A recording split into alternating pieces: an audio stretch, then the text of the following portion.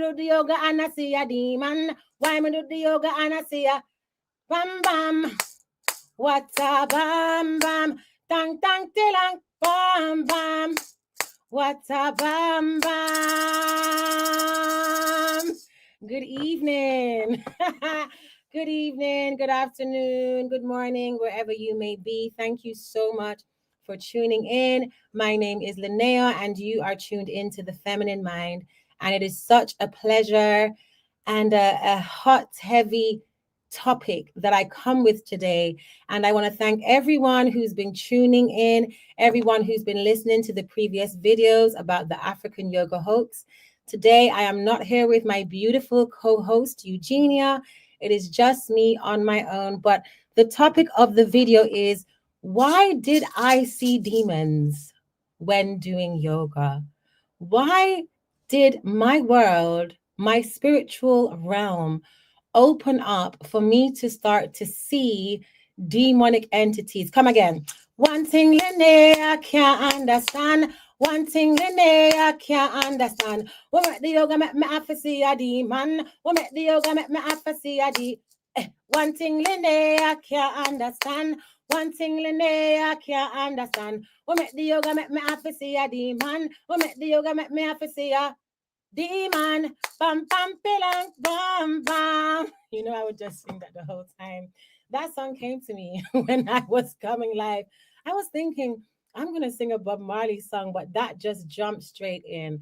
So, for those of you who are here for the first time, my name is Lenea. I am a mother, I am a musician and an artist, and I am a former African yoga teacher from the Egyptian Kemetic Smai Tawi systems. I have renounced, if you weren't here before, myself as well as my co-host, who you can see on other videos, we have renounced African yoga, Egyptian yoga, Smai Tawi, and every single form of yogic practice, which we have detailed extensively why in the previous videos. Now, this is episode 3, and I did say from last week that I was going to come and speak about my experiences as to why I was able to literally have a reduced spiritual safety when I started doing teacher training. And in order for me to go into that subject, I think I have to kind of like go back to go forward to be fair about this subject. So I was raised in a Rastafarian family, okay? A lot of people have seen me posting on Facebook about Rasta this, Rasta that. I do come from a Rasta family, but a very unique Rasta family in that some Rastas believe that Haile Selassie is the Most High and some do not. And I come from a family who categorically did not accept Selassie as the Most High, and rather, you know, when I look back, I can see that my family essentially revered an entity called Jah, okay? And that Jah is coming from the word that you hear a lot of Rastas talk about, Jah, that is Jehovah, that is known as, well, it's known as Jehovah, known as Yahweh, who is more formally known as Yahuwah. So J is a very modern language. So there was no Jah really. Do you get what I'm saying? There's no Jehovah. There is only Yah. But essentially what I'm trying to say is that my family brought me into a culture where we gave reverence to one Most High, not to a whole group of deities. We did honor certain people like Marcus Messiah Garvey. He was a big kind of landmark, flagship, ancestral presence. His lessons, his philosophies were very much important to my family. And even like Jamaican national hero, who also Marcus Garvey is a Jamaican national hero, but like Nanny of the Maroons, there were a lot of people who were respected in my family, but there was only one Most High, okay? And that Most High was Jah. But because I came from a Rasta family living in Jamaica, we were very much on the outskirts of society because Jamaica is well, I don't know about now, right? But back then it was very Christian. Everyone was Christian, even if they were different denominations. So like Jehovah's Witness, Baptist, There were Catholics who are like the founder of the tree, Pentecostal, Revival Church. The baseline religion in Jamaica was Christianity. And so coming from a Rasta family, which was really pro-African, pro-self-love, and really I was taught to go against the grain when it came to straightening my hair. So I have never straightened my hair. I've never permed my hair. It was much more about embracing the things that are part of my African heritage. And I actually really enjoyed growing up immersed in, a very pro-African experience of Jamaica. Like a lot of people, when I came to England, they're like, oh, you're Jamaican. You must have grown up in church. And I'm like, bruh, I'm a different kind of Jamaican. We were kind of set apart, but very much integrated in society, not like set apart and judging people, not like I only had Rasta friends, but we had our own way of doing things. And one thing that I really loved about growing up in Jamaica is everyone believed in the Most High. No one believed in a bag of different deities. Even if in school we would learn about African traditions and cultures, and we would learn about some cultures having many different gods, like we learned about the Benin cultures and the Yoruba and, different Fanti Ashanti. We learned about these things in high school. But in Jamaica, no matter what costume your spiritual belief came under, whether you were, Seventh-day Adventist, because there's Seventh-day Adventists there as well, Jehovah's Witness, Baptist, Pentecostal, whatever religion or spiritual path you were on, there was a common agreement that there was one supreme being. And it was only when I moved to England, that I found like the first person who just categorically never believed in any Most High, any creator. And that was like shocking to me because, that's one thing I would say has been consistent for me, regardless of the different paths. I've always believed that there is one superior being. Now, a little bit about my spiritual background. As a child, I did have certain spiritual differences, let's say, to some people in my peer groups or in my family. And I basically could just see things, but I couldn't see physical things. Like I never saw a ghost called a duppy. I never saw any entities, but sometimes people would be talking and I would just know what the truth was. And I was that child in the family that would tell the truth about people and different situations without even knowing how I knew that. So, for example, one of my favorite stories in that regard is about when my grandparents, who lived in Manchester, Jamaica, I'm from Manchester as well, they come from a part of Jamaica called Porous, right? It's very fertile, it's very vibrant, it's very hot. It's got every fruit and vegetable you can think of, like papaya, pineapple, watermelon, mangoes, oranges, sugarcane, avocado, pear, ackee, breadfruit, every single thing that you could think of, star apple. So it was like a paradise, but it was very rural. And when I first moved to Jamaica, I should say, as a child, we lived in Kingston for a while, and then we went to live in the countryside. So I'm really a country girl. And so my grandmother, she had livestock. She had a fowl coop, like a chicken coop. She used to get fresh eggs, etc. And she also had goats. And sometimes, if they were going to make like curry goat that night, they would they would sacrifice the goat in the morning. If we were going to have chicken in the evening, they would sacrifice the chicken in the morning. That is the kind of real life farm life that I grew up on. And obviously, moving to England where everyone was buying chicken from the shop, I really appreciate, coming from a culture where it was like, okay, we're eating chicken today, or we're eating goat today. So my grandma had 2 or 3 goats. I think at the time, 2 goats. The mother was called Betty, and then she had a kid. And one morning, listen, this story cracks me up. So one morning, my grandmother, Ripley Saunders, she was saying, Papa, Papa, somebody thief the goats. And basically, she went into the goat pen and there were no goats. Okay. And at this time, I was like 7. So everyone ran outside, like, what do you mean the goats are gone? So I came outside. You know, I was the youngest. I'm the youngest child. I have a elder brother, and then there's my parents and my grandparents, and a couple of people from the community was there, like, what's going on? And basically, they were like, who did this? Who thieved the goats and all kind of, horse dead coat fat? And I said, I know who stole those goats. And they were like, what? And I said, yeah, it was Don and one next man. I can't remember the next man's name, but I told them that it was some people that lived further up the road from my granny. I was like, yeah, see, they stole the goats. And I remember this is very significant for other stories I'm about to tell. Not today, but in the future. My grandma just, she looked at me in shock and she said, shut up your mouth, little girl. Shut up your mouth.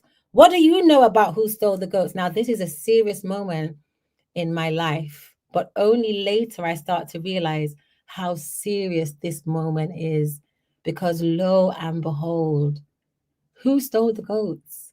Within a couple hours, some investigations were done in the community, and they found out that the 2 men that I had said had stolen the goats had stolen the goats. Now, I don't know how I knew this. Do you understand? But I knew that they stole the goats. I had no dream about it. I didn't look out of the window and see them. I just knew in my spirit. Do you understand? These are the men that stole the goats. And this pretty much shapes my childhood now. Do you get what I'm saying? Where I just know things. And also, in addition to that, I started to have a lot of different dreams. Some dreams, it's only this year that I've started to be like, oh my gosh, this is what that dream really was about. My dream life was very, very vivid. And even my journaling life, like I remember one night going to bed and writing in my journal about my father and how I felt about him. And at the time, he wasn't even in the country, he was in the UK. So it was like, 9 p.m. at night, and I'm writing, this is how I feel about daddy, and this is what I'm upset with him about, and this is what I love him for. And the next morning, I was in my bed and I heard, and it was this cough, right? That only my father coughed like that. And I became aware that when I was writing about him, what was happening is my spirit was sensing, not my mind, my spirit was sensing him coming back home. He came as a surprise. So I have to explain this because this isn't the case for everyone. Everyone has their own form of spiritual gifts. Like some people, they see beings, some people, they smell spirits. There's all different, there's a big range, a big spectrum, but we all have different expressions of spiritual knowing. And you understand what I mean, right? So another thing is when I hit like 10, around about 10, I remember I started to dream things that were going to happen. So one 3-week period was very difficult for me because in the first week, I dreamt that one of my father's cousins had a truck accident. And the following week, he had a truck accident and he passed away on Melrose Hill in Manchester. Then the day he passed away, I dreamt that one of my mother's best friends, that her husband had an accident. And within 7 days, the same thing happened. And the night when that happened, I dreamt that one of my school, not even like a close friend, but someone that I was cool with, someone from Manchester High School, that she also transitioned through tragedy. And within 7 days, boom, she transitioned. And I remember that making me feel very uncomfortable because each time when I would have the dream, I would tell my mom, like, this is what I dreamt. And then it would happen. So even she was aware that, oh, we didn't really have a full understanding. Maybe if we were in certain kinds of churches, they would have had more of an understanding. But she just felt like, oh, it's just a spiritual thing because I wasn't the only person who would dream like that. My father would dream like that. My mother would dream like that. And the only experience that or information that I had about entities was that one night my mother had a dream. She went to bed with a ring on, right? And she woke up and she was shocked because she said she went to bed with this ring on, and within the dream, she met some beings. And the beings said to her, if you want protection from what's going on in your life right now, you have to give us that ring. And she said that in the dream, she gave them the ring. And you know what happened? From the moment she woke up, she never found that ring again. That ring really disappeared. Now I could say she had a spiritual encounter and she made a transaction for some kind of protection, but she was so confused. Like she didn't even understand what that was. And the truth is, that kind of experience is a very double-edged sword. Even these kind of dreams, they can be double-edged because one side of it could be, oh, you have a prophetic spirit and that's your gift from the Almighty. But the other side of it could be there are some ancestral altars in your family, yeah, that are kicking in, that are working. But that's a topic for another time. So I wanted to give the background of, okay, these are my gifts, etc., because I think it leads into some of my following experiences and some of the things that I got into. So obviously, because the family is so pro Africa and really trying to repair what my parents experienced growing up, which is that they were told that, you know, being Black wasn't a good thing, being of African descent wasn't a good thing. They tried to turn that fully around so their children could really celebrate, you know what I mean? Like celebrate being of African descent, celebrate our ancestral lineage, and not feel crippled by our color, which many people did. Like my parents, they're from the 60s coming up, you know, they're born in the 60s. So you know, that's a different generation. And also, they were both from Jamaica, but they both came to the UK within the Windrush. So they faced a lot of racial discrimination. And so they didn't want us to feel, us being their children, to feel like they were victims. So that made me more very much embracing. When I was in high school, everyone was doing things to kind of whiten their image, not necessarily in bleaching yet, but there was a time in high school where no one had afro hair anymore, not the girls. All the girls straightened their hair. All the girls saw this beautiful cotton candy hair, which is the afro hair, as something negative, but I didn't. Do you get what I'm saying? I saw it as something beautiful, and I still do to this day. So I came to the UK, continued life, you know, coming into adulthood, and I literally had a friend who was an African yoga teacher for years, but I hadn't personally experienced it. I just knew about it. And I thought, you know, concept wise, this is an amazing concept because, again, I come from a household that says everything started in Africa, which is predominantly true. Do you know what I mean? Everything started in Africa. And that part, I haven't shifted from that. But basically, I think towards my late 20s, I can't remember the exact time, but I eventually went to a class of this African yoga. And this specific expression, one part was like very flowing movements, and the other part was still postures. Now, I come from a dance background. My first discipline is dance. And so when I started to experience all the flowing postures, I was like, wow, I love this practice. And that is how I eventually started to train so much that it only made sense for me to actually become a teacher because I was spending so much time training. And also my friend who at the time, who eventually became my partner, but he was my friend, he also was I think there was some kind of issues with the way he was pushing his business, and he wanted someone who had, you know, like a presence in London, someone who was known to become an ambassador of the practice. And so he essentially said, okay, I'll train you. All right. So now we're going to go into the training part. So my training, part of it was with him where he was showing me different things and stretching me, showing me different postures, teaching me the meanings of these postures in relation to different Egyptian Kemetic concepts, spiritual concepts. Now, I must add, for about 15 years prior to this, I had already studied Egyptian spirituality, but I was not aware that Egyptian spirituality had anything to do with yoga, because the truth is, it's only a small set of people who decided one day this Egyptology, do you understand what I'm saying, is actually linked to a yogic practice. There have been a lot of scholars of all races who have gone into Egypt and who have never decided or seen this is yoga. But some people, which EugenYah, who came when was it? Tuesday, I was live with her. She did say that some teachers came into Egypt, and because the Black Power movement was going on at the same time that all of these Hindu yogis were coming from India into the West to bring Hindu yoga, it was something that the Black community saw that. And once they saw that, they wanted to place that within their own culture.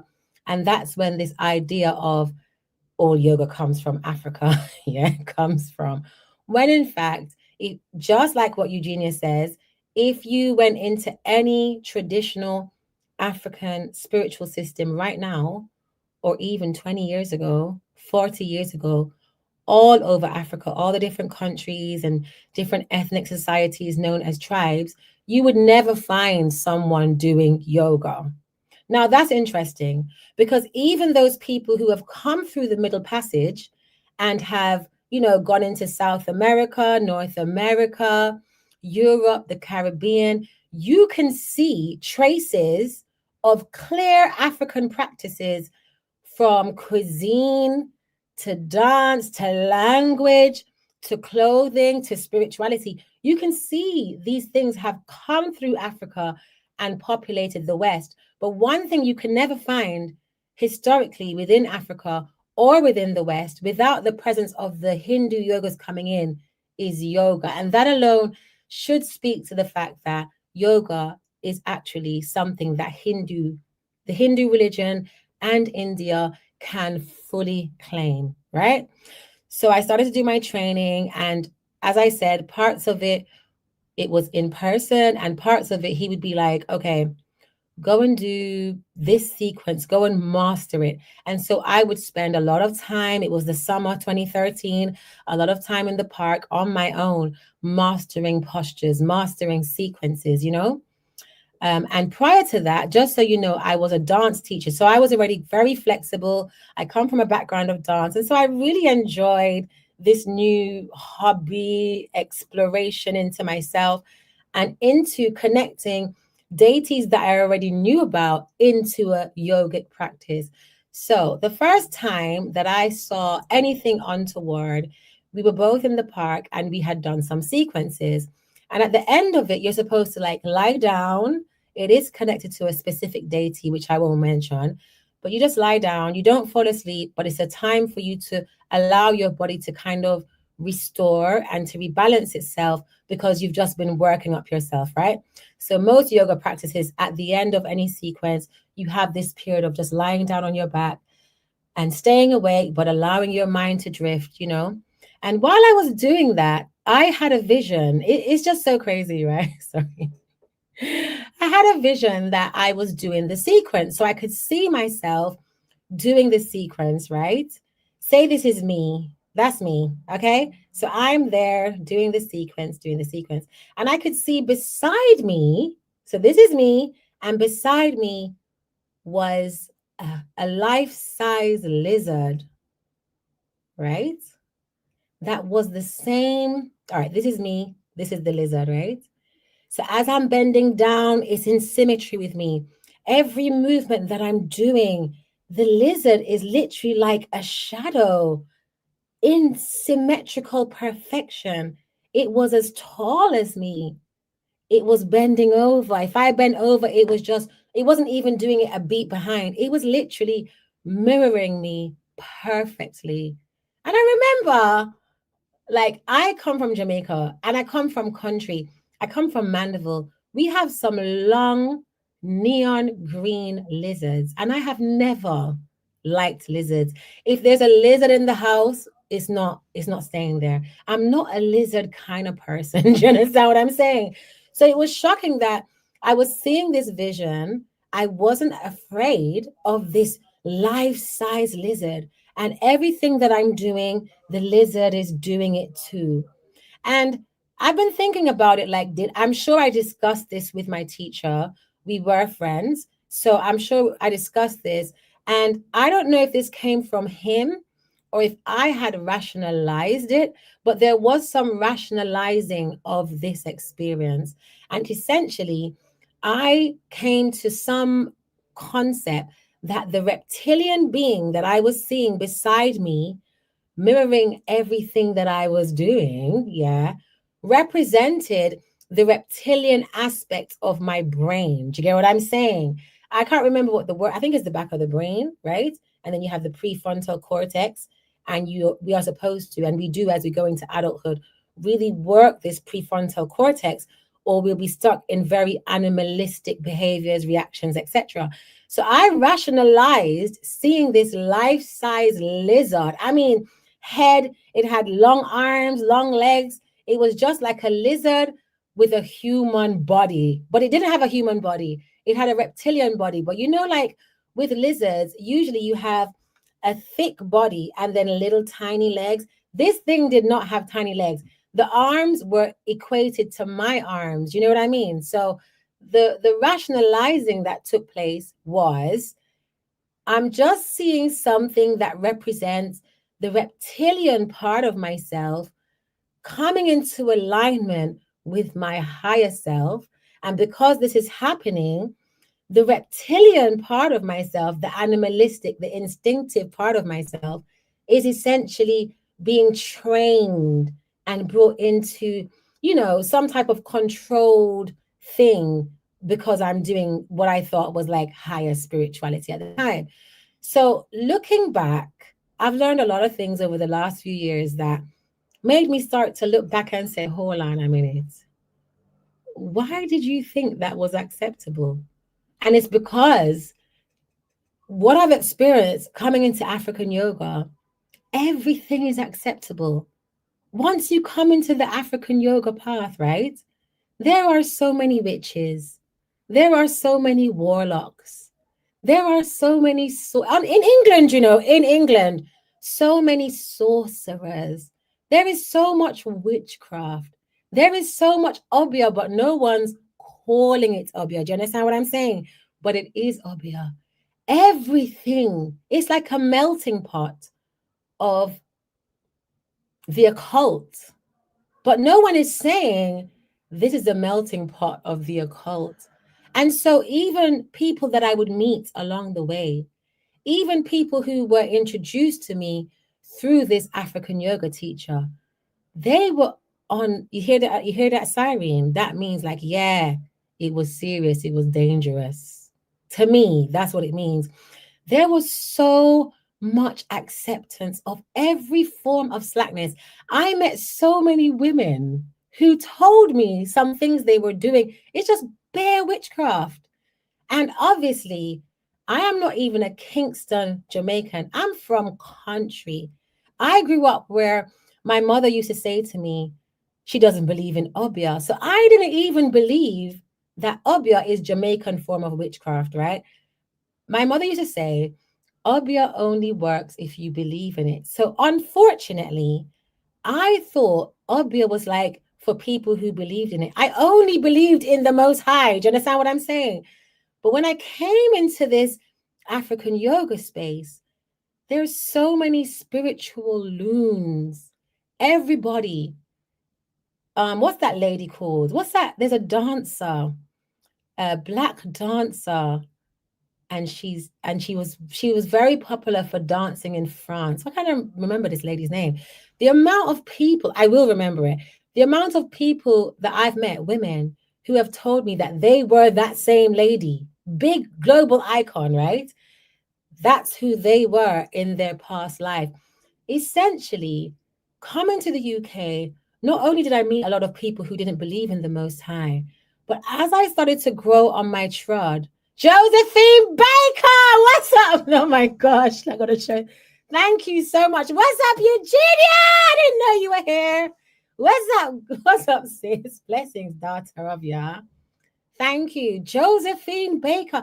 I've met at least 5 different women who've told me they are Josephine Baker. I've met several women who've told me they remember being released into the planet by aliens when they were babies.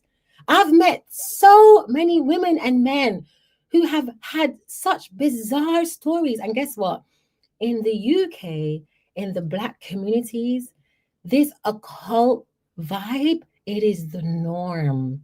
It is the norm. Much love. Thank you, Eugenia. Much love to you too. I don't know if you heard my song at the beginning. Watch me. I'm like, I'll sing my song in a little bit again. I'm gonna take a little break and sing it. But it is the norm. So much that if you're in the UK, and I'm sure this is the same in like America, you got to protect your children from this stuff. You got to protect your children from thinking there isn't one almighty. Yeah. Now, I used to think there's one creator who goes by different names in different cultures. And that's a loose end because now I don't think that. I think there's one almighty creator and his name is Yah. His name doesn't change. He's not Ra in the Egyptian culture. He's not Oludumare in the, no, those are different beings. You get what I'm saying? But something about the diversity of London. London is one of the most diverse places in Europe. Do you get what I'm saying? So the borough that I was living in, the part of London, had over 300 languages. Do you understand? Being spoken in that one part. So there's the different languages, the different cultures, the different religions, and the different forms of witchcraft. There are those people who are also into Black consciousness and embracing Africa, but they think that because they're embracing Africa, that everything from the deepest witchcraft, from even ingesting blood, they think everything can run. Do you understand what I'm saying? But remember, I'm a country girl, and it's country like country versus Kingston, country versus city in Jamaica. Country people keep the old time ways. It's not everything you must run into. It's not every pot you finyam from. You understand? That's pretty much the country thing. So looking back, I feel that it was because I was so much raised to love and revere Africa. That's why I even ended up in certain spaces. That's part of it, because essentially, coming through the Middle Passage, knowing that your ancestors came through this identity crushing system, knowing that just a few generations back, your ancestors were enslaved and made to work for their slave masters, you know, you're conscious. You get what I'm saying? Something is taken out of me that was there maybe 7 centuries ago. Something isn't here. And so that creates this I am African, and essentially, I am going to explore. I'm not going to be xenophobic or biased to my own people. But what I didn't realize is in the UK, there was a Pan African thing going on. Okay, which is like Marcus Garvey, Black economics, Black education, Black success, Black excellence. And that was overlapped with Black witchcraft. And I think it was going into the African yoga. I never thought that the yoga itself was witchcraft. But the minute that I became certified and I advertised, when I advertised my first class, the amount of Black witches. Now, I didn't even know they were witches then, but they are witches. They are conjurers. They are sorcerers. I'm not talking about someone who just read 2 cards. Obviously, if you haven't read cards, you might see that as the apex. But really, as someone who has, I eventually did read cards. There are people out here, sisters, that look just like me, who are responsible for why some other sisters in London are no longer alive. And people don't know that. They have utilized some sorcery, do you understand, to not only harness the destiny of other people, but they've sacrificed other people for their own spiritual empowerment to make themselves grow. But anyway, that's another topic for another time, because I am going to do a video about why are there so many demonic altars in Black British spaces, and I will explain how to identify when there are demonic altars in Black British spaces, and how easy it is for us to be accepting, because essentially, because we think everything that comes from Black culture or Africa is okay, we have no issue calling on a bag of different deities, not knowing that some of those deities in the places of Africa where they come from, people don't even want to call on them because they're afraid of them, because they know these entities are not deities, they're not gods, they're demons. You understand what I'm saying? Okay. So the first time was the reptilian. That was the first time that I saw a demon. But the thing is, again, for full transparency, I did not think it was a demon. I was already so gone. So gone, so gone, so gone. Because even the fact that I could speak about it with my teacher, and it was rationalized, and it was explained as this kind of science meets spirituality, and it's the reptilian side of my brain that's being harnessed by my higher self, which essentially is what Smai Tawi is. It's the balancing of the upper and lower selves, which can be the ego versus the spirit, but it can also be the spirit versus the body. And within the body, that's where you would find the reptilian parts, right? Okay, cool. So this happened in like July 2013. And then I certified to become a teacher on the 27th of September 2013. And the next time that I saw a demon, which this time I knew it was a demon, this is how deep it is. It was New Year's Eve, right? I went out with my daughter, my daughter's sister, and one of my friends and her daughters. And we went to an Eritrean restaurant in South London, because in the UK, for New Year's Eve, the train is open all night. People go and see fireworks. It's quite festive. So we were like, yeah, let's go to this Ethiopian restaurant and, get some Mother Ethiopia culture and eat some Ethiopian food, which I absolutely love, right? That's my second favorite food, apart from Jamaican food, right? So we went there, we brought the New Year's in, we made our way back home. My friend came over to the house, and then everybody left. And so it was me, my daughter and I, we were in the house. So I went into my bedroom, got myself ready and started lying down in the bed. When I was lying down in the bed, my eyes were still open. I was kind of like drifting off, processing, the experience, thinking about the new year, all of this stuff. And I could see. So I'm here, and where you are, wherever you are, that's the other end of the bedroom, right? I could see like a white ball, not even a ball. I could see like a white light going around in a ball on the other end of the bedroom. And I remember thinking, no, man, you must be tired, or maybe it's the light coming in from outside. I didn't zoom in immediately, but then it wouldn't go away. And it was just like a white light going around in this ball, like, so I started to look at it like, what's that? And as I started to focus on it, it became bigger. And then it actually became a ball of white light. And then I noticed, what can I use? Okay, I'll use my hair grease bottle. So this is the ball. So it becomes a whole ball, but it's big, it's big like the whole of this screen is big. And it's in the corner of this room. And in the whiteness of the ball, I start to see some red. I think it's like red, white, and gold. I start to see a lady's face at the top. She's not black. Remember, I'm in shock, This time I'm in my 30s. I have never had an experience like this. I've heard people talking about having entity visitations, not even aliens necessarily, just different type of spirits. I've heard my own African yoga teacher, talk about which entities have visited him. I have prayed from when I was a child. Almighty Father, I don't want to see anything. Literally, I have had people lying down beside me. Like One time I had a sleepover. My god sister was lying down beside me. We were teenagers, and she went quiet for about 10 minutes.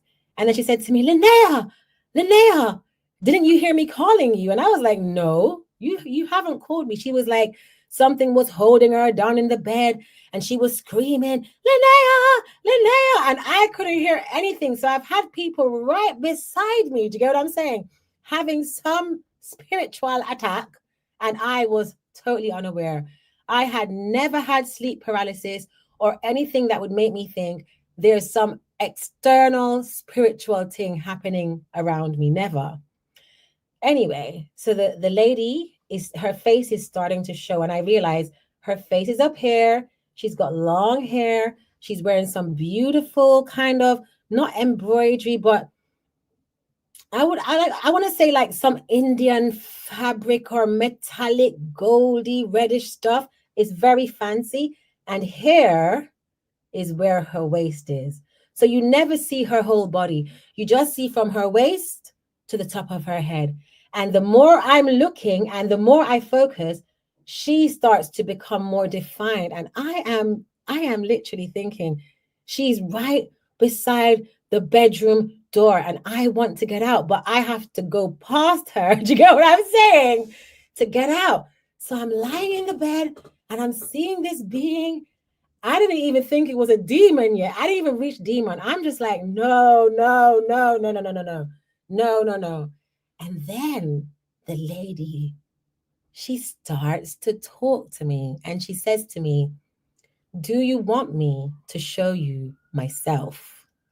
So I become aware, because remember, this is her head up here and her arms are here and her hair is coming down and this is her waist. So she's in something, she's in a ball and she's turned up through some portal, through some vortex.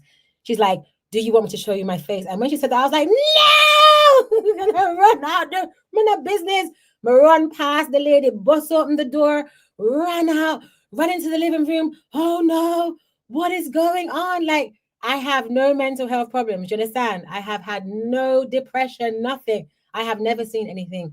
And I message my teacher, the African yoga teacher, and I say to him, there is a being in the room. And I explain the whole thing, how she, there was a whirring light, like, shh, shh. And the more I started to focus, the more she started to reveal herself. And now she wants to fully reveal herself to me. Now imagine this, right? This was New Year's Day 2014. And it was this year, 2025. How long is that? 11 years later. The Most High must have said, you know what? You're ready to understand what that was, why that was, and who that was.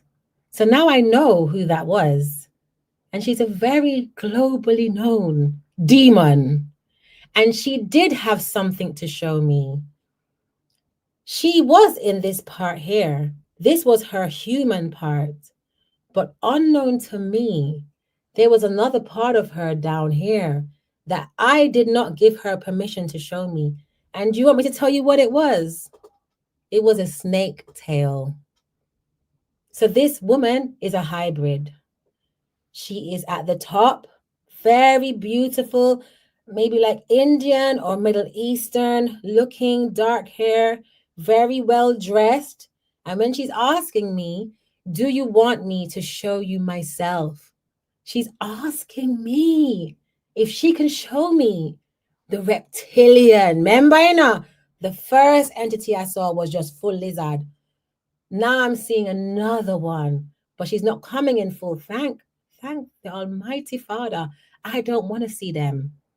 I know women in the UK that go out of their way to conjure these dirty, filthy, demonic abominations to the Most High.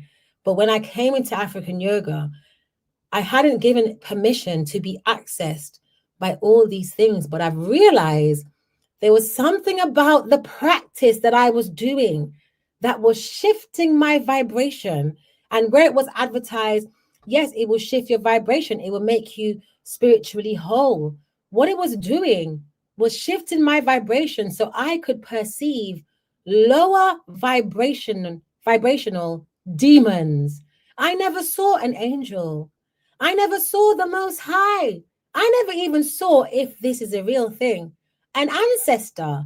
I was always seeing some reptilian type business who had access to me because I was doing things within the African yoga practice, some of the meditations, some of the movements. Yes, it was shifting my vibration, but it was taking my vibration down, not up.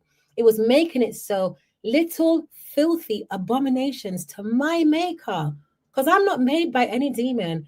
Abominations to what I thought of as a child as Jah, to who I thought of as Yah. These little demons. Watch this now. This represents the demon. Wait! The demons, the reptilians, they were coming.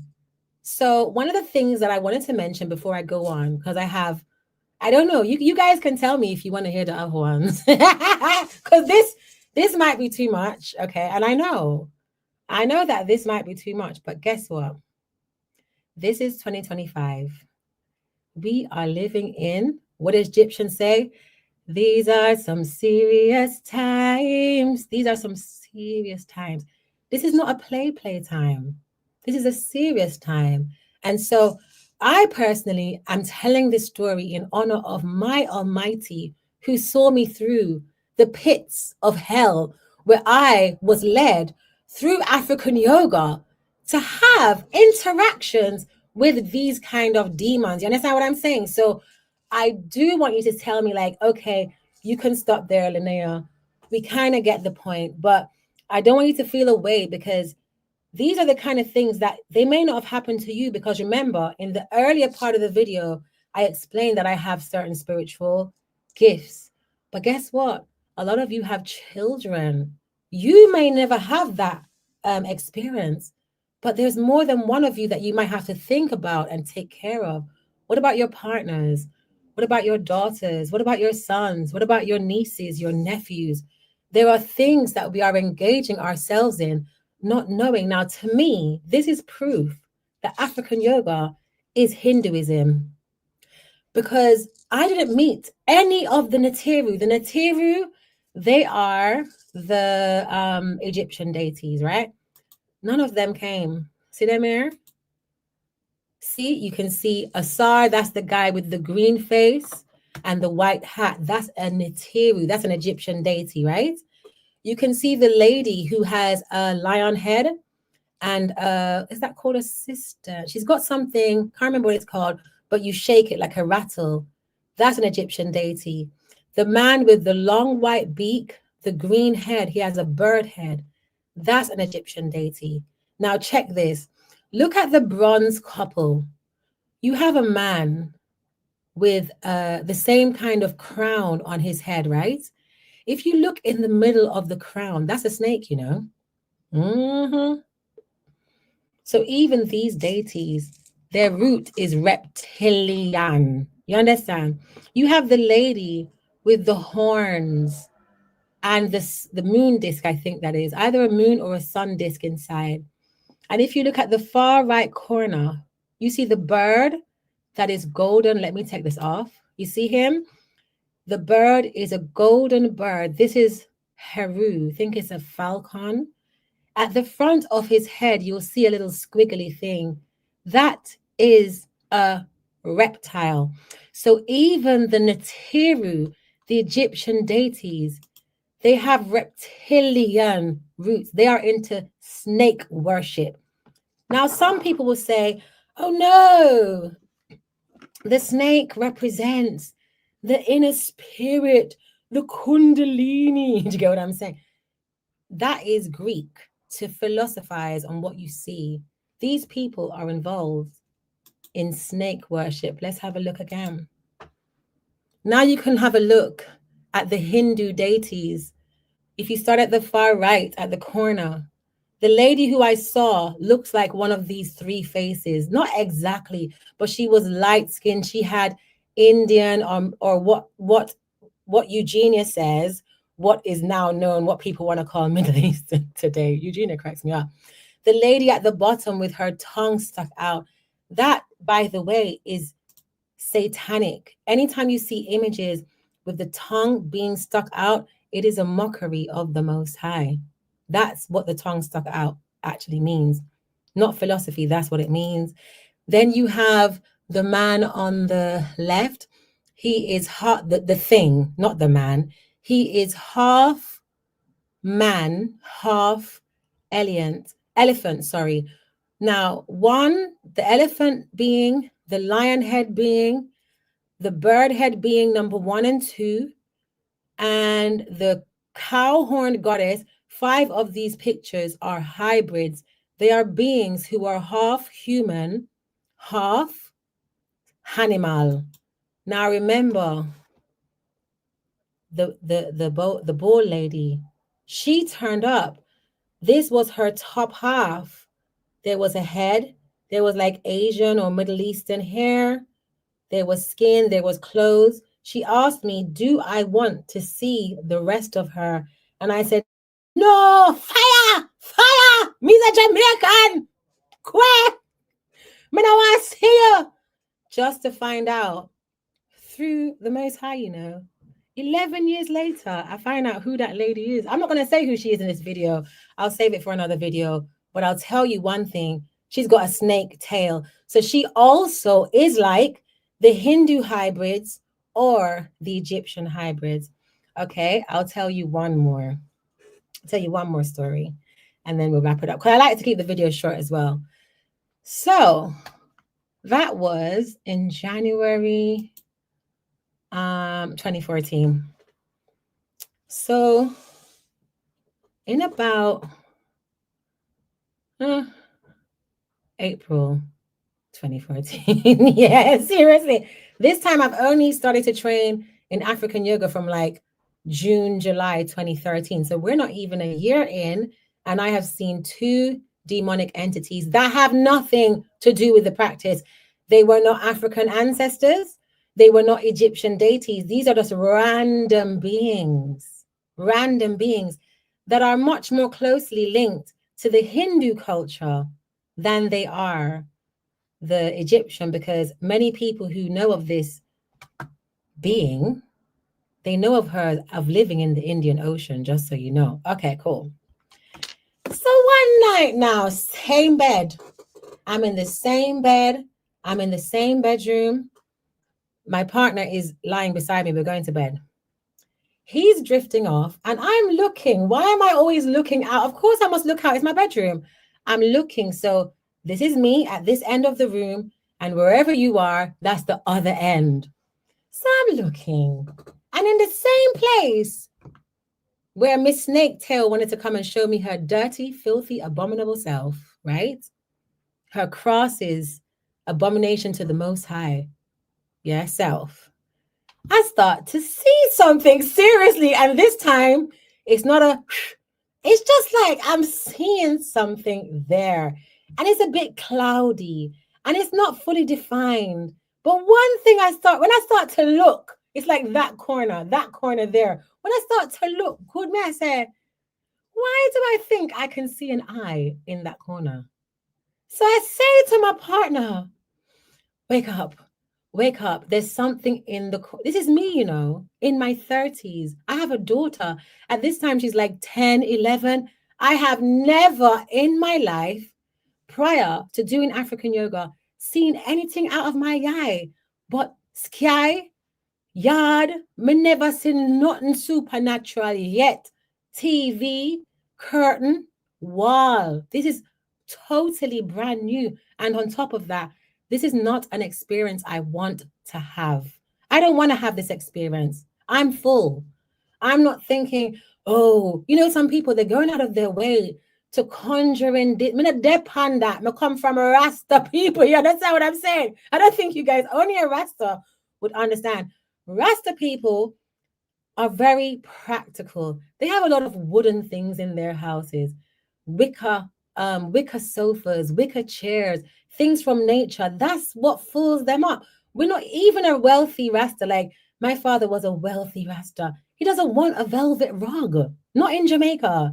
He wants beautiful things, but there's a simplicity and a practicality and a naturalness to everything that we have. So I don't want extra stuff. Plus, I am an artist.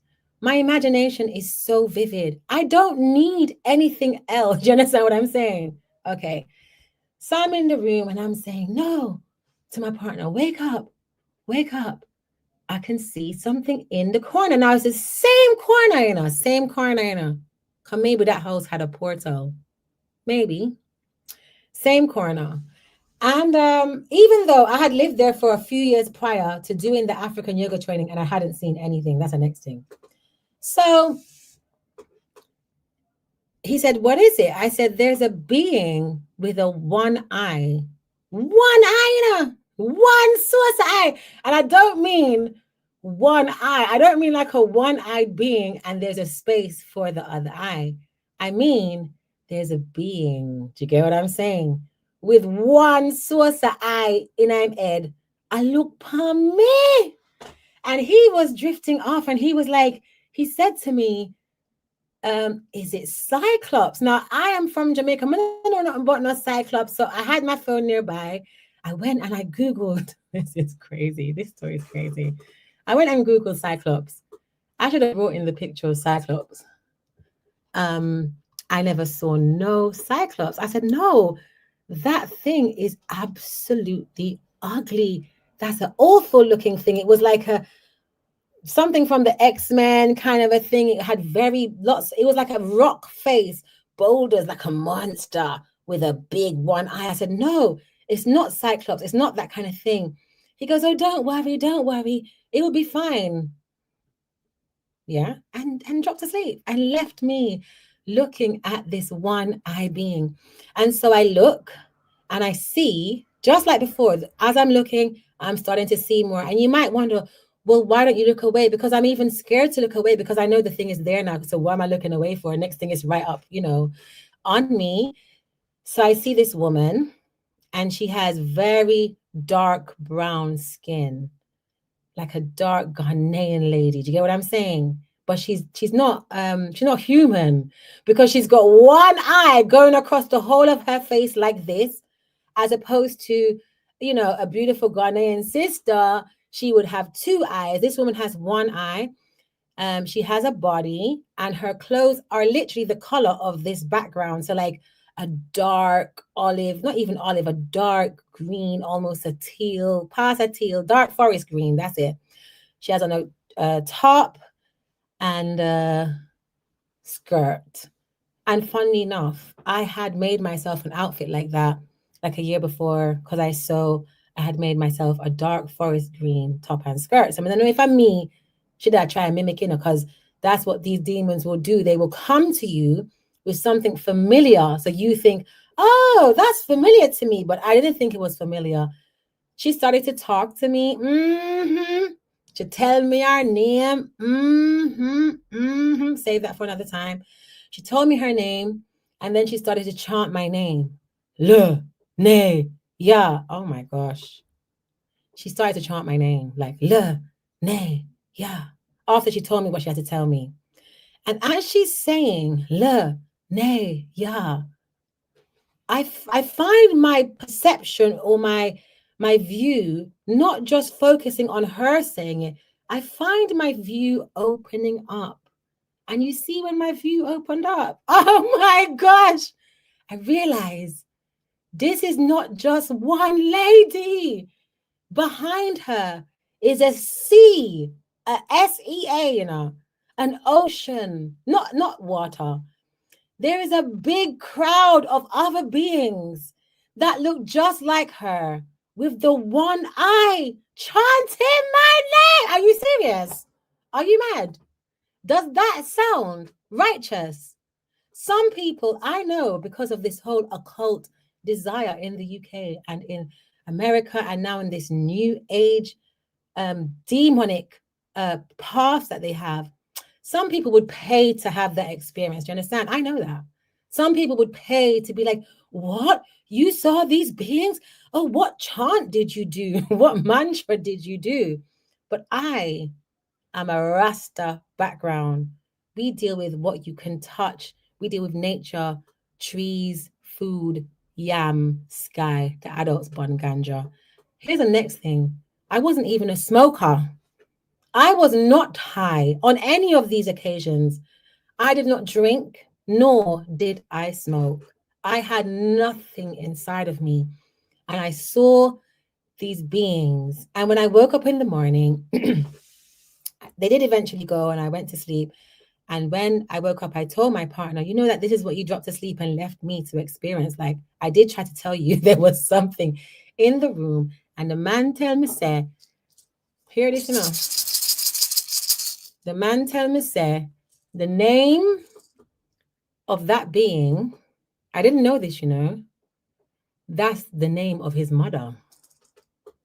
You hear what I'm saying? The name that being gave me is the same name that my partner at the time's mum went by. And that name is a remix of an archangel name. That's another proof that it's a demon. It wasn't a real angel. It wasn't a Michael known as Michael or Raphael or Gabriel. No. It was a something L, but it wasn't any of the Most High's documented angels. It was a demon. And so within the 12 months of me certifying, I've mentioned 3, watch me, but I actually saw 4 different encounters. I had 4 different encounters. And the last encounter was also with a group of beings, which I won't go into today just for time's sake. But the only thing that had happened in my life that opened a door for these horrific, abominable experiences was that I had started to do intense African yoga. One thing, Lenea, I can't understand. One thing, Lenea, I can't understand. What make the yoga make me have to see a demon? Why the yoga make me have to see a demon? Some of them ask me where me get it from. Some of them ask me where me get it from. Why the yoga make me have to see the demon? Me no want to see no demon. Bam bam. What a bam bam. Bam bam bam bam bam. What a bam bam bam bam bam bam bam. No demons. Now listen to this. The practice of yoga, even though it's allegedly African yoga, speaks a lot about opening one's third eye. This concept is 100% Hindu. Okay, if you look at the green lady in the right-hand corner, she has that 2 red dots on her head. That's a bindi. It's from a Hindu culture. It is to represent the third eye. Even the red stone that is on the gold crown on her head, that is the third eye. If you look at the Ganesha, that's the half man, half elephant demon. You will see he also has a red flower in the middle of his head. And if you look on his crown, there is also a red stone there. If you look at that lady at the bottom, the green-faced lady who has her tongue stuck out as a symbol of mocking the Most High, you will also see she has one tiny red dot between her eyes, and above on the upper part of her forehead, she also has a jewel there that is surrounded by red. This is Hindu culture. When you hear people talk about third eye, there's nothing in Africa that talks about no third eye. Even though you can see on the Kemetic Egyptian deities where that snake is, you see? It's right at the top of their head. So this is showing you that the Kemetic deities and the Hindu deities, they're brothers and sisters. It's just that within the Kemetic path, they don't have no teachings that talk about no third eye. But if in the more original path, which is the Kemetic one, what do they have instead of the red thing? They've got snakes. So the third eye is equated to a serpentine reptilian presence here. And without even trying, without saying, okay, I'm going to breathe and open my third eye, the different practices within Hindu yoga, which has been taken over and rubbed and brought into African yoga, they're not about physical wellness. I told you that already. They're about this area here. This area here, you know who it belongs to? It belongs to the Most High. You don't have to do anything to open your third eye. Whatever was here from I was a child made me know who stole those goats. But when I went into this demonic practice and started to do certain manipulations of my body, certain breath work, certain visualizations, I would meditate the whole day. Like, this is not something that the Most High asked for.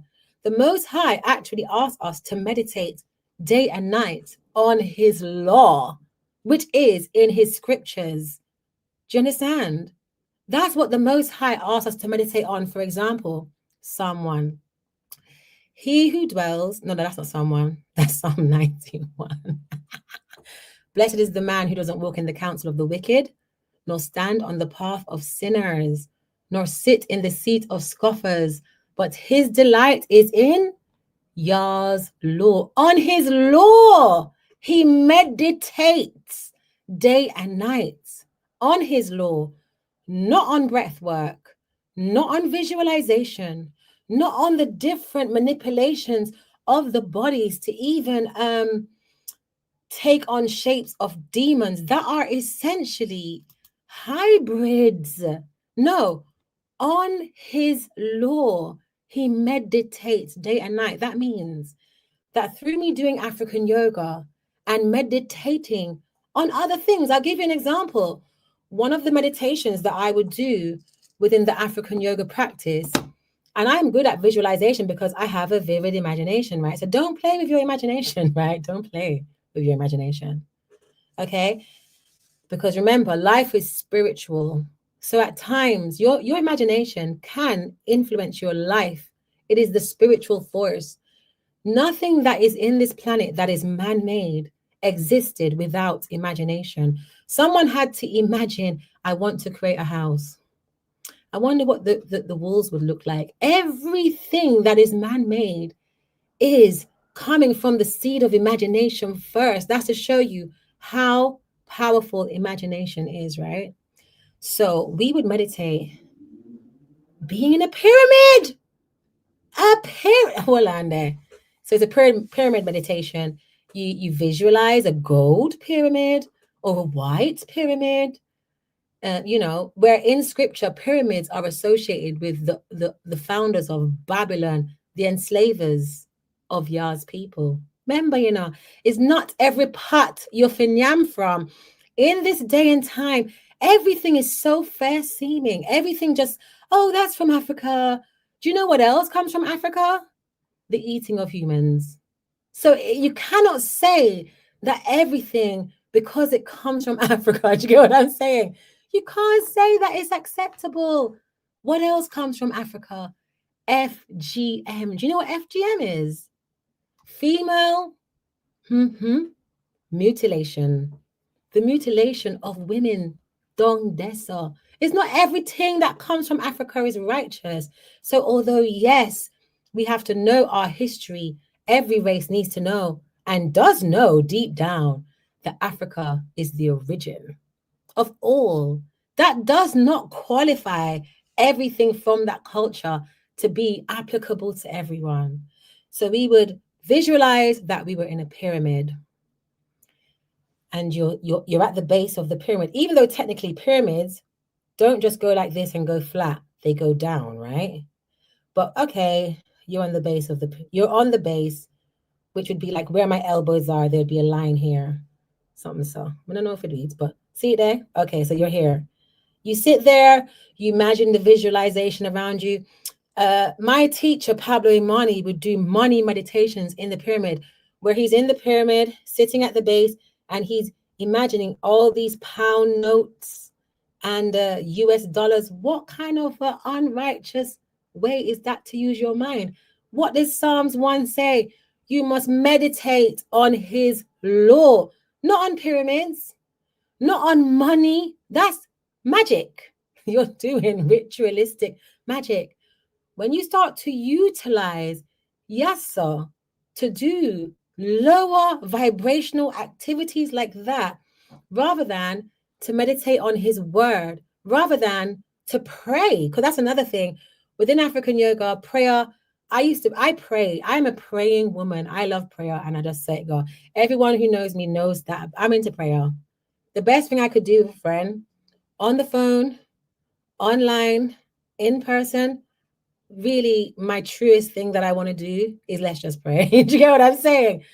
No, that's not what this path is about.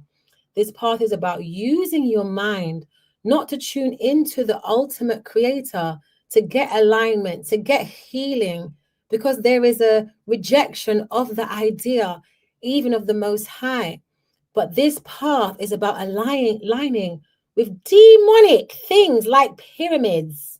Yeah? Just because it comes from Africa doesn't mean it's good. Okay? And imagining yourself sitting in a pyramid when you don't have a single ancestor that can tell you their connection to a pyramid and what a pyramid is really about. Just because a man called Dr. Malachi York wrote loads of books about Egypt. You get what I'm saying? Just because you have these modern Egyptian yoga teachers, Muatta Ashby, Yirser Ra Hotep, just because it's become cool, because Tupac wore a Queen Nefertiti. Did he have a Queen Nefertiti tattoo? This is hip hop. Do you understand? This is hip hop culture. Now you're going and turning it into a spiritual path. Of course, I'm going to see demons. Of course, I'm going to see demons. I wasn't raised like that. Even as someone coming from Rasta, we never have no pyramid in our yard. Why? Because pyramid don't come from Ethiopia. Does Ethiopia have pyramids? Or does Ethiopia have ancient churches? Was Selassie pro-Egypt? What? And I'm not saying that to say that my family worships Selassie, but not people in a blasphemous way. They worship someone who never wanted to be worshipped, which is ludicrous. But just for argument's sake, since you're doing that, did Selassie have a spiritual connection to Egypt? Did he ever teach about that? No. No, he did not. And so for me, my mistake was going into this thing of, I didn't think that everything that came from Africa was good, but I spent a lot of time studying before even coming into African yoga, Egypt, because as a child, the only portrayal of Egypt that I had was from this cartoon called the Thundercats. And these were, I guess they were hybrid beings, you see, the same culture. They were half tiger, half human. Do you remember that show? Half leopard, half human, you know? And their nemesis, their enemy, was a demon who came out of a mummy's chamber called Mumra. And that's because he was a mummy. So that was that was the experience, that was the visual that I saw of Egypt. It was portrayed as something wicked. And then we were like, you know, even my parents told me Egypt is Africa. So because of that, we're thinking, oh, because Egypt is Africa, that means say it's something good. I have a friend this year. This is how I'm going to close this. He teaches. Hold on there.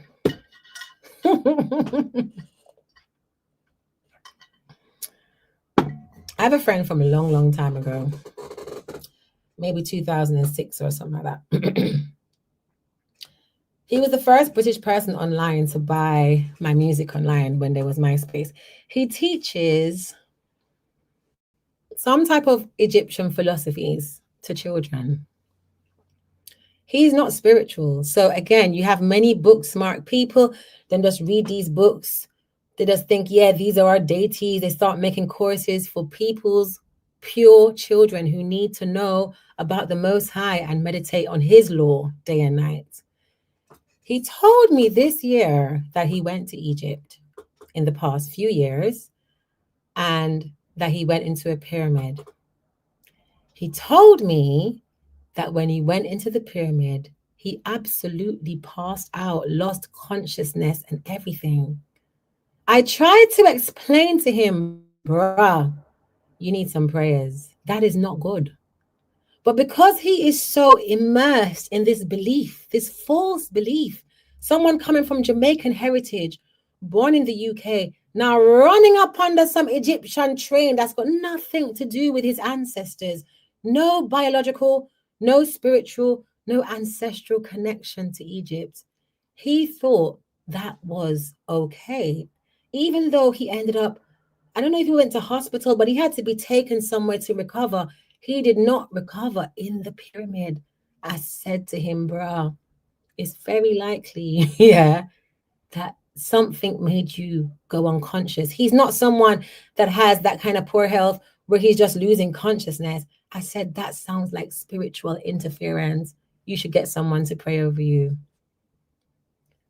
But I noticed with him, there was a hardness to him, a harshness, an unforgiving spirit, a meanness, a sternness, a rigidness, an unlovingness that I don't remember him having before. And I thought about it for a while, and I was like, if you go into an ancient pyramid, them pyramid is what, like 6,000 years old? I don't know how much years. Let me just take that back. They're many thousands years old, right? And something make you pass out. Someone of good health, a young man. Why do you think that's not a spiritual thing? Because what it is, it's very nice for you to open a book and say, oh, Kemet, Ra, Ma'at, Tehuti, Nut, and all of those names. But because some of you are not spiritual, you think it's just some academia. You don't realize these are entities. So even if you're doing African yoga, which is Hindu yoga in blackface, the African yoga is dealing with all of these entities, all of these hybrids, all of these half animal, half human hybrids. They are not taking you closer to the Almighty.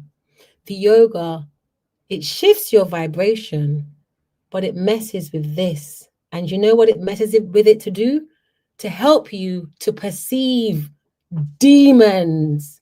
And unfortunately, sometimes demons even move in there.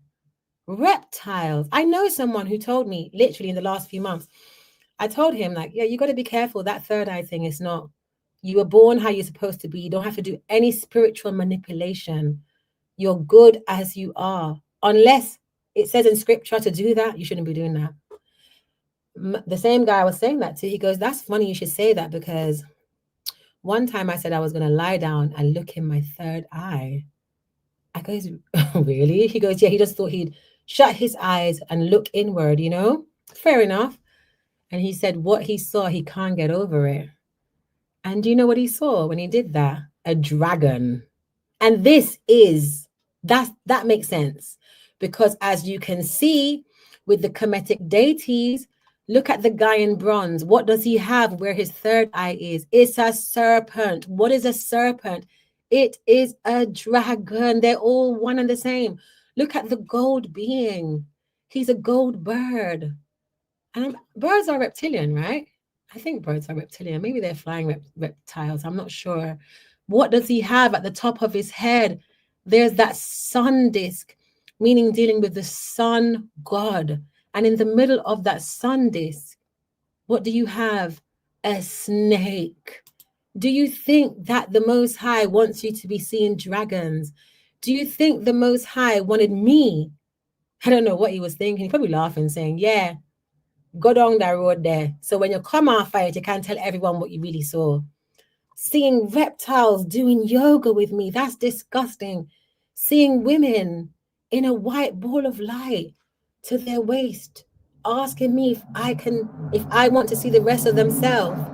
Then 11 years later, finding out the rest of that person, that being self, was a snake. You see how it keeps coming back to snake.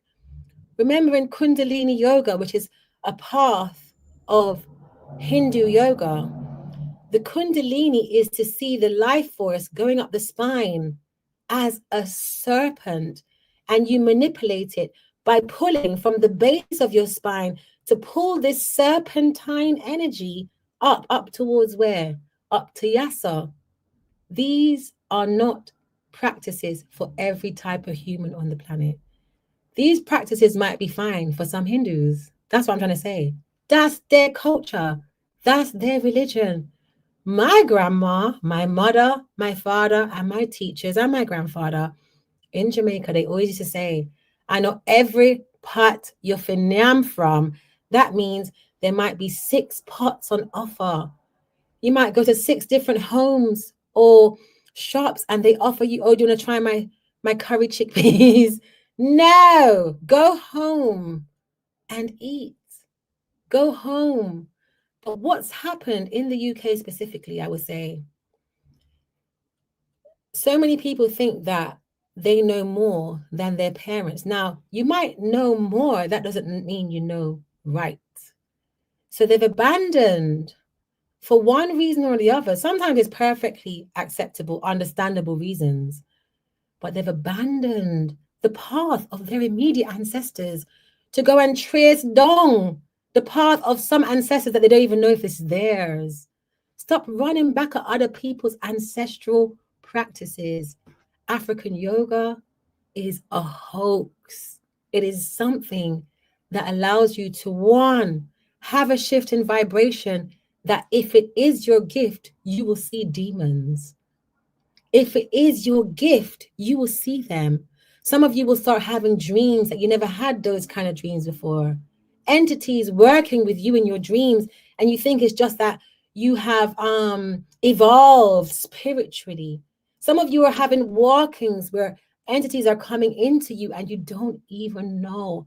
And I know because I'm on Facebook here, yeah. I tried even my feminine mind page today, which I haven't been running. I know that my pages can get shut down for this, you know. Maybe, I don't know. But I know that some of the things I come and say, it might not cut it. If it's so, I just saw it go.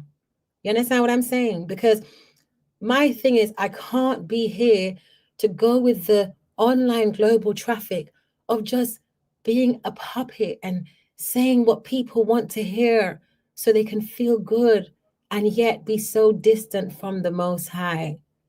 In closing, after EugenYah and I did the African Yoga Hoax video, this one, after we did this one on Tuesday, right? I posted, let me see if I can find it. I want to look for it.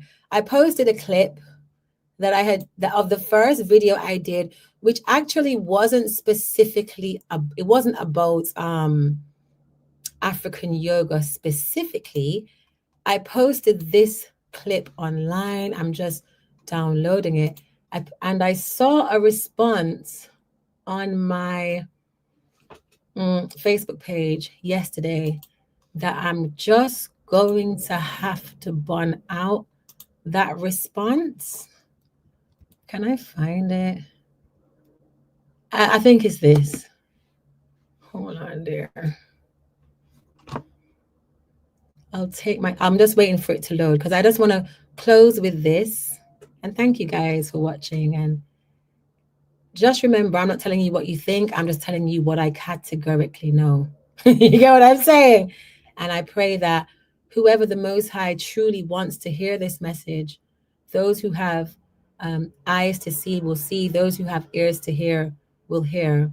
This is not for everyone, but I'm definitely not, I'm just unapologetically a big woman, you understand? And I was telling my daughter today, like, there comes a stage in your life where you're really pleased about your age and you're pleased about what you've learned. And it's no point like going through life, raising children, growing up, coming through families, raising families, having businesses, going through ups, going through downs. It's no point. What is the point of going through so much if at the end of it, you've got no conviction, you don't know anything, but, you know, the same stuff that everyone wants to share online to feel good? That doesn't make no sense. So I'm going to play this clip, but before I do, one thing, Lenea, I can't understand. One thing, Lenea, I can't understand. What make the yoga make me have to see a demon? What make the yoga make me have to see a demon? Some of them ask me where me get it. Some of them ask me where them get it. I true me no know, true them no know it is from creation. True them no know me it's from creation. Bam, bam. What a bam, bam. Okay, so I'll come back to you when I'm very pressed to share the truth about different things that I personally have promoted online and offline. So any service that I have offered, any class that I've offered, whether it's in yoga, whether it's in tarot, whether it's in astrology, that was so crazy. I'll play this for you first because I know this. You know, people just from the diaspora, like from Africa, from West Africa, and from the diaspora, from the African diaspora, started looking into yoga and started also traveling to Egypt. And there was like from those days, you know, the whole Black Power movement. There was a hyper focus on Egypt. I'm not sure what that is about. You know, we realized, so basically, I'm not sure what that is. I did play this the other day I played it to Karen, my sister from Angola, and I also played it to what's your name? I played it to EugenYah as well, my sister that was here. But it seems like maybe the way how I've downloaded it, I need to learn more about StreamYard, because I know that technically I should be able to go on to I should be able to essentially go onto any page that I want to go on and share it with you. Do you get what I'm saying? So hold on a minute. I'm just going to try it another way. One thing Lenea can't understand. One thing Lenea can't understand.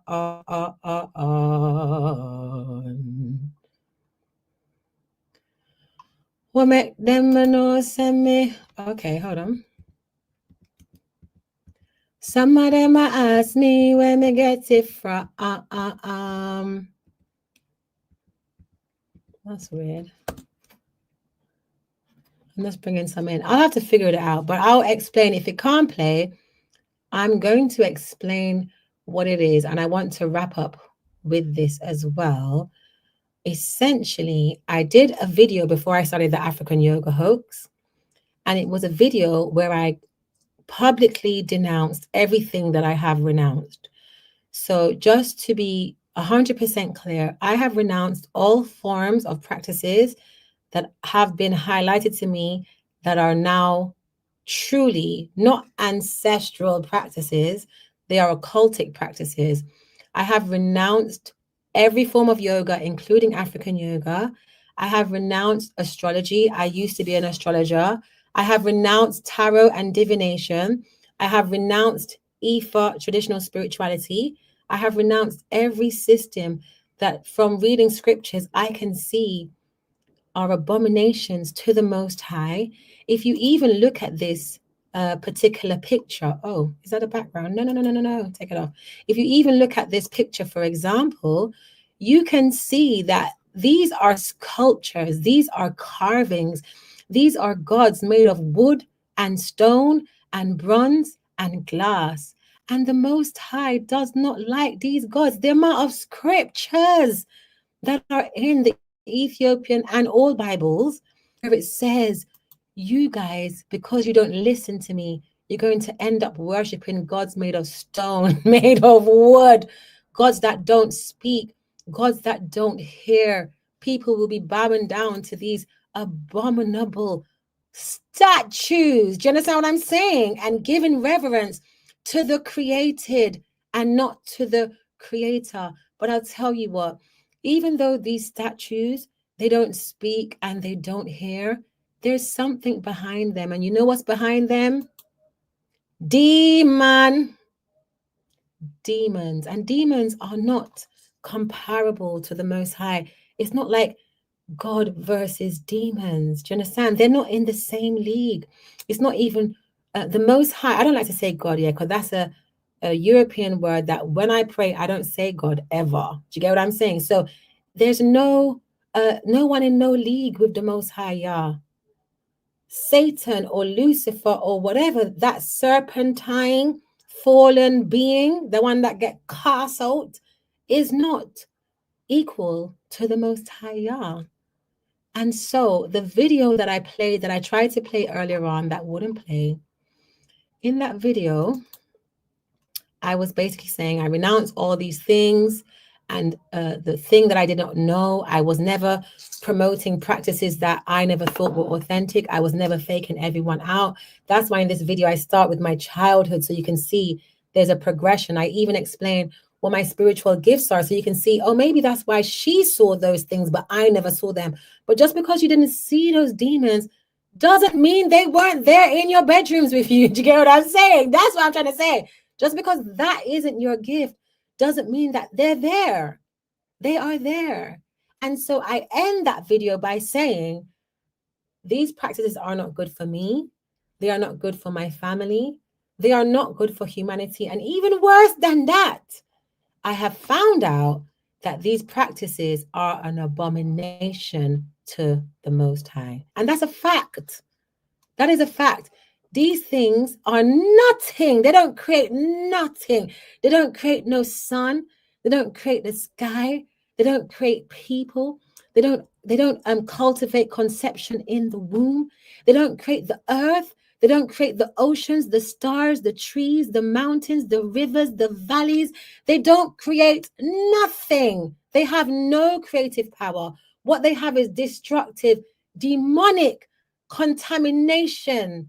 They do not have the power. They don't create no civilization. They don't create no different groups. They don't create brown skin, translucent skin, red skin. They don't create dark eyes, blue. They don't create nothing. They don't create teeth. They don't create lips. In fact, they destroy everything. They are here to destroy. The enemy comes to kill, steal, and destroy. That's what these things do. They don't create nothing. You can't tell me that any of these deities create anything but wickedness and iniquity upon that planet here. That's why it's not everything good for think, good for talk, and it's not every part you're for yam from. These beings don't even look legit. They look spooky. They look scary. Anyway, this man now, this man comes on the page and says, you don't even know anything. You don't know about Ra. Ra, me, who started studying Egyptology when I was 15. 15. I don't know about anything, me. You don't know about Ra. Ra gives you life. What Ra? So in the context of how the man was saying it, he's saying that Ra is the sun and the sun gives me. How does the sun give me life? How does the sun give anyone life? Life begins in the spiritual realm. And on a biological level, life happens in a woman's womb. How does the sun have anything to do with that? Now, the sun sustains us as physical beings on the physical realm of this planet. The sun allows us all to flourish and to thrive. It allows plants to grow. It allows even for the chlorophyll process to happen. But how? In which planet? In which part of the world does the sun give life? The sun does not give life. The sun has nothing to do with the conception process between woman's eggs and man's sperm. And I'm glad that man said that, because these are the false doctrines that we have, why we're all so leaning towards atheism, leaning towards idolatry, and we don't realize that's what we're doing. The sun is a creation. The sun was made by the Most High. The moon is a creation. The planets are creations. The stars are creations. The earth is a creation. We are not to worship ever the creation. We can give thanks for the blessed creation that the Most High has created to us, that works with us as creation. We are creation too. But the sun does not create skin. The sun does not create eyeballs. Do you get what I'm saying?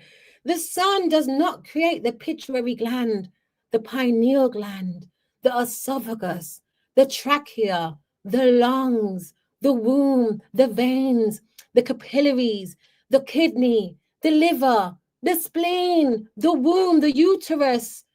What else? I was just thinking, what's that word? I can't remember the word. The testicular aspect of a man. The sun does not create the knees, the bones, the toenails, the toes, the ankles, the wrists, the elbows, the shoulders, the spine. Come on, look at the different aspects that we have in our body alone. What about our spiritual selves? What about our minds? What about our souls? What about our spirits? What about our instinct? What about what the animals have? Animals have these things too. Animals have different part of their physical anatomies. Which part of the sun create that? On if stop, believe in everything someone tell you. The sun is a sacred part of the Almighty Yah's creation. Please go and read the book of Enoch 1 and 2. Big book. It tells you so many deep things about how the sun goes about its duty throughout the year, and how the moon goes throughout her duty, and how many portals they have, what portal them come out at which time of year, and what portal they go back into. These are beings, by the way. They have will. They are obedient. The sun is obedient. The sun does what the Most High has said. This is what I want you to do. It's all in the book of Enoch. But the sun is not the creator. The sun is the created.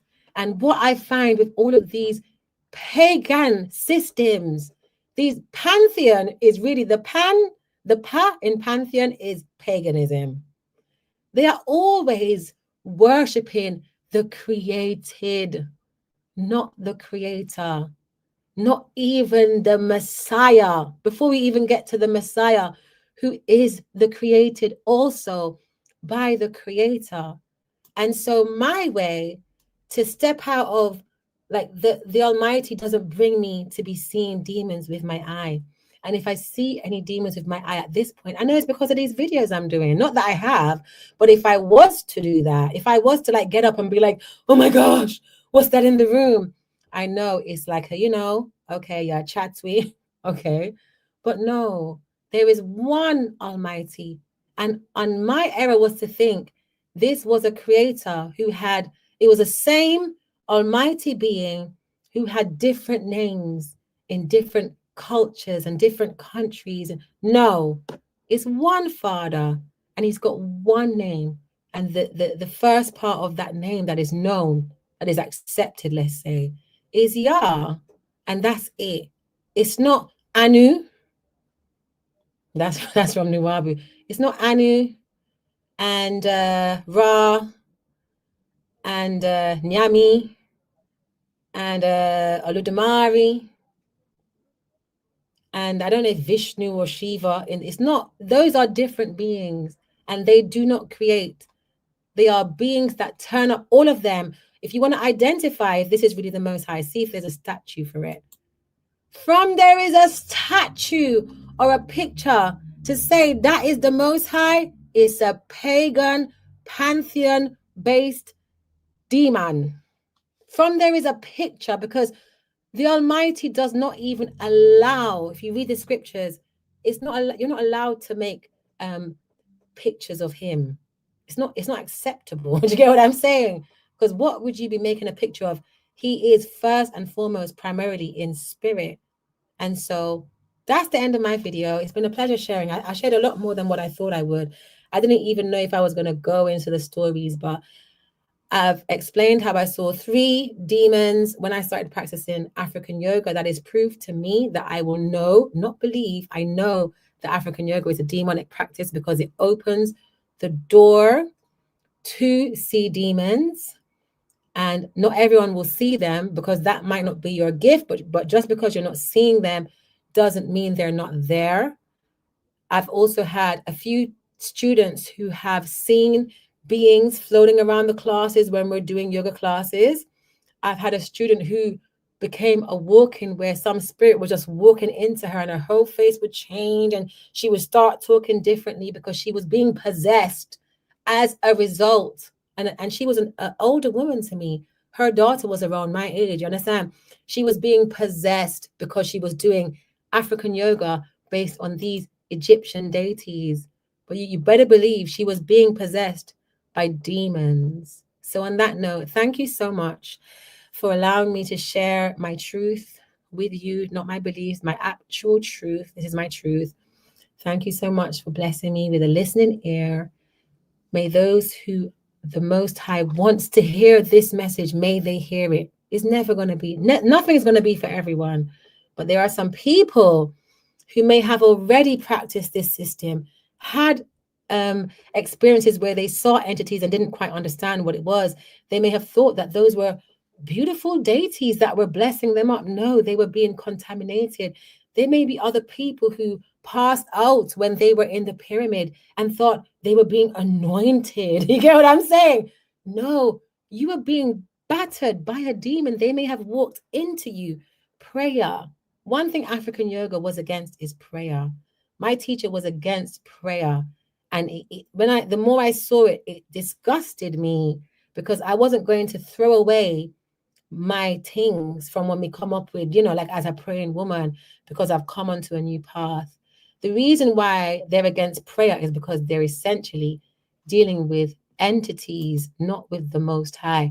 They deal with conjuring, visualization, mantras, and haiku, which is affirmations. You can just pray to your Almighty Father. He will, if you pray, He will respond.